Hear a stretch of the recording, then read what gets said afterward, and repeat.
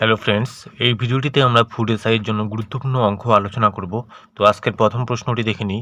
5 অঙ্কের কোন বৃহত্তম সংখ্যা 315 দ্বারা বিভাজ্য? 5 অঙ্কের বৃহত্তম সংখ্যা মানে আমরা কি জানি? 5টা হচ্ছে 9, 1 2 3 4 5 এবং কত দ্বারা বিভাজ্য? 315 দ্বারা বিভাজ্য। 315 দ্বারা তার জন্য ভাগ করব। এটা যদি আমরা প্রথমে যদি 3 বাদ দিই, 3 5 15, 5 হাতে করি 1, 3 × 3 = 4, 3 3 9। তো বিয়োগ করলে কত হবে? 4 5 9 9। এবার যদি 1 বাদ দিই, 1 বাদ দিলে কত হবে? 315 হবে। এবার বিয়োগ করলে কত হবে? 9 5 4 9। এখানে কত হবে? এখানে হবে 3, এখানে 2, এত। এবার এটার সাথে যদি আমরা 7 বাদ দিই, 5 7 35, 5 হাতে করি 3, 7 7 7 3 10 0 হাতে করি 1, 3 7 21 আর 22, এত হচ্ছে। বিয়োগ করলে কত হবে? 144। তার মানে 144 আমাদের কি বেশি হয়ে যাচ্ছে।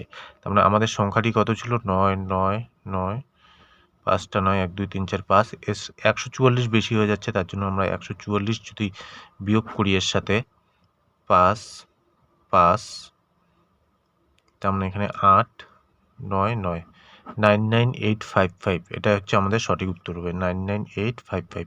আমরা অপশন সি হচ্ছে সঠিক উত্তর। তো ভাগ করে কি আমাদের 144 বেশি হচ্ছে, তার মানে 144 কি আমরা বাদ দিয়ে দেবো এটার সাথে, তাহলে কি এই সংখ্যাটি কি 315 দ্বারা সম্পূর্ণরূপে বিভাজ্য হবে। তাহলে এটাই আমাদের সঠিক উত্তর। নেক্সট প্রশ্নটা দেখব।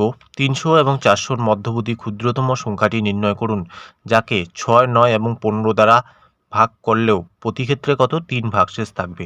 তার মানে 6 9 আর 15 আমরা কি করব? লসাগু নেব। লসাগু হচ্ছে কত? 3 বাদ দিলে 3 দুগুণে 6, 3 তিরিকা 9, 3 5 15 আর যাবে না। তার মানে কি 3 5 15, 15 দুগুণে 30, 3 30 90, 90 হচ্ছে আমাদের হচ্ছে লসাগু। ঠিক আছে। এবার এই 90-এর সাথে দেখো কত গুণ করলে 300 আর 400-র মধ্যে সংখ্যাটি থাকবে। 90-এর সাথে যদি আমরা 4 গুণ করি, 0 4 9 36, 360। তার মানে 360 কি সম্পূর্ণরূপে ভাগ যাবে, কিন্তু কি বলছে? প্রতি ক্ষেত্রে 3 ভাগশেষ থাকবে। তার মানে এর সাথে কি 3 যোগ করে দেব। তার মানে 363 আমাদের কি হবে? সঠিক উত্তর হবে। নেক্সট প্রশ্নটি দেখে নেব।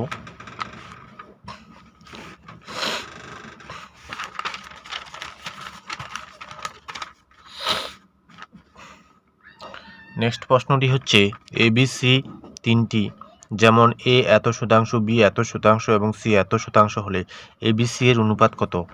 এ কত শতাংশ? এ হচ্ছে 2/3। বি কত শতাংশ? বি হচ্ছে 75, 75/100।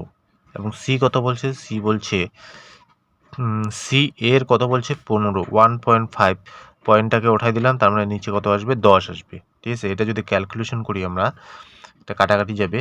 25 দিয়ে 3 25-এ 75, 4 25-এ 100, এটা 5 দিয়ে যাবে, 5 দুগুণে 10, 3 5-এ 15। তার মানে 2a কত হবে? 3 হবে। 2a/3 উপরে হবে 3b কত? 4, উপরে হবে 3c/2। এবার আমরা কি করব? এই যে 3 4 2 এর হচ্ছে লসাগু করব। লসাগু করলে কত হবে? 12 হবে। 12 দিয়ে প্রত্যেকটাকে গুণ করে দেব।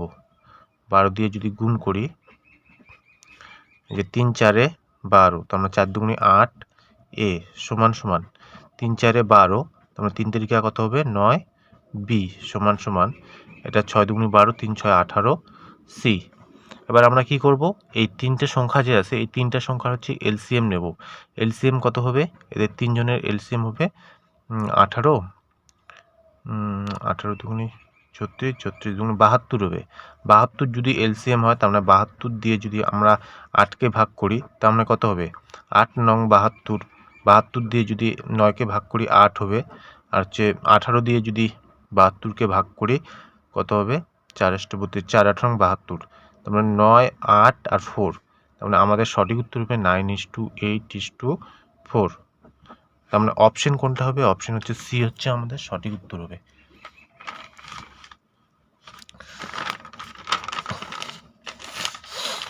নেক্সট প্রশ্নটি দেখে নেব। নেক্সট প্রশ্নটা কি বলছে? একটি ব্যাগে 1 টাকা 50 পয়সা এবং 25 পয়সার মুদ্রা আছে। তার মানে লিখে নিই, 1 টাকা 50 পয়সা আর হচ্ছে 25 পয়সার মুদ্রা আছে। তাদের হচ্ছে সংখ্যার অনুপাত কত? সংখ্যার অনুপাত হচ্ছে 2 3 5। তার মানে এবার কি বলছে 2 টাকা, মানে 1 টাকা যদি 2 টাকা থাকে তাহলে কয় টাকা হবে? 2 টাকা হবে। এবার এখানে কি বলছে 50 পয়সা যদি 3টা থাকে, তার মানে 3 পাঁচে কত হয়? 15 হয়। 15 মানে 3 পাঁচে 15 মানে 150 কি হয়ে যাবে? পয়সা হয়ে যাবে। ঠিক আছে, 150 পয়সা হয়ে যাবে, 150 পয়সা হয়ে যাবে। আর 5 পাঁচা 5 পঁচিশে 125, 125 কি হয়ে যাবে? পয়সা হয়ে যাবে। তার মানে এটা কত হবে? 1 টাকা 50 পয়সা হবে। আর এটা হবে 1 টাকা 25 পয়সা, 1 টাকা 25 পয়সা। 5টা যদি 25 পয়সা থাকে তাহলে কত হবে? 4টা 25 পয়সায় 1 টাকা হয়, আর একটা 25 পয়সা 1 টাকা 25 পয়সা। 3টা যদি 50 পয়সা থাকে, মানে 2টা 50 পয়সায় 1 টাকা হয়, আর 3টা আরেকটা 50 পয়সা। তার মানে এটা যদি আমরা ক্যালকুলেশন করি, 2 আছে 2, এখানে কত আছে? এখানে হচ্ছে 150, দশমিক ওঠানোর জন্য নিচে হচ্ছে 100, এখানে কত? 125, দশমিক ওঠানোর জন্য নিচে 100। তার মানে এখানে কি 100 দিয়ে গুণ হয়ে যাবে এটা? না, এখানে 100 দিয়ে গুণ করলে কি 100 উঠে যাবে? তার মানে এখানে হচ্ছে 200 হয়ে যাবে, 200 পয়সা। এখানে কি 100 দিয়ে যদি গুণ করি সবগুলোকে 100 100 কাটা যাবে, আর এখানে 100 দিয়ে গুণ করলে 200, তার মানে এখানে 150 আর এখানে 125। এটা যদি এখন কাটাকাটি করি আমরা, কাটাকাটি করলে কি হবে? 5 দিয়ে যদি কাটাকাটি করি, 4 5 20, 0, 5 দিয়ে কাটা করলে 4 5 20, 3 5 15, আর 5 পঁচিশে 125। আরও যদি 5 দিয়ে কাটাকাটি করি, তার মানে 5 আসতে 40, 5 6 30, 5 5 25, মানে 8:6:5, 8 6 5, 8 6 5 কোথায় আছে? অপশন ডিতে আছে।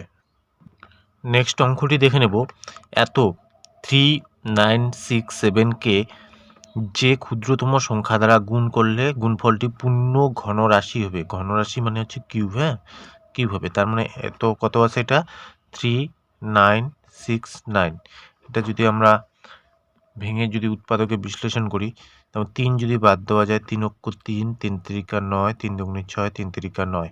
আরও যদি 3 বাদ দেওয়া যায়, 3 4 12, তার মানে এখানে 12 হলে 12, 3 4 12, 3 অক্ষ 3, এত যদি হয়, তার মানে এখানে যদি কত বাদ দেওয়া যায়? এখানে যদি আরও 3 বাদ দেওয়া যায়, 3 বাদ দিলে হচ্ছে 3 14 42, 3 14 42, তার মানে 21 থাকবে, 3 7 21।